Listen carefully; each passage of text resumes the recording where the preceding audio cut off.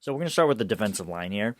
And I thought this game for them started off slow, but it was clear that the Dolphins didn't want what happened in week 2 to happen again to Tua. They were like, let's try to keep our quarterback upright.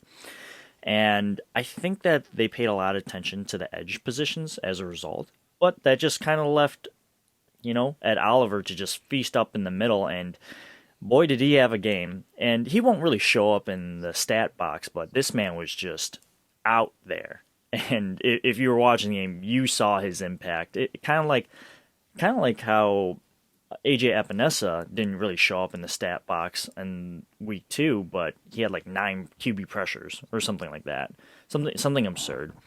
So Ed Oliver had himself a great day, and hey, even the old timers got sacks. Mario Addison and Jerry Hughes both got a sack each, and Groot looked good. Looked like he was back on track, and I guess I'll say this to before I kick the ball in your court for your opinions on the defensive line.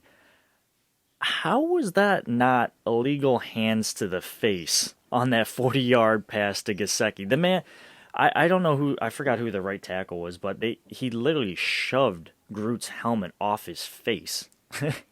Unbelievable. Yeah, I have no answer for that, and I think that was probably their biggest play of the whole day, and it was kind of like, I don't know, you said something earlier about on the Beasley pass that you could sniff that out from home. I mean, we're watching it on TV and the guy's helmet's rolling around. Like, the helmets don't come off by themselves, but Definitely not. yeah, is what it is. But yeah, I think the defensive line played overall pretty well.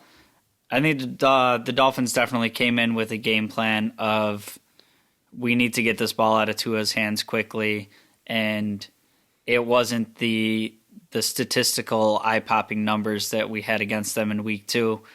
But I'm trying to think of a better game I've seen from Ed Oliver as a Bill. I certainly don't think I've seen it yet this year.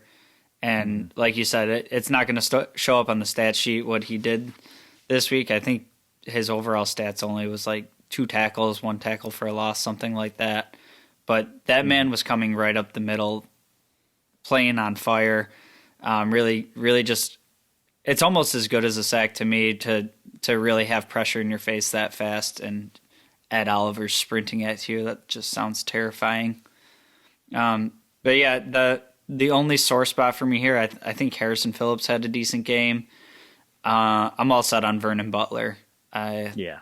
I think any snaps he's taking away from anybody, I understand they want to do the rotation and keep guys fresh. But I'd rather have one of our other guys half-winded out there than see Vernon Butler on another down. I'd rather have FA or like Boogie get kicked inside than see him.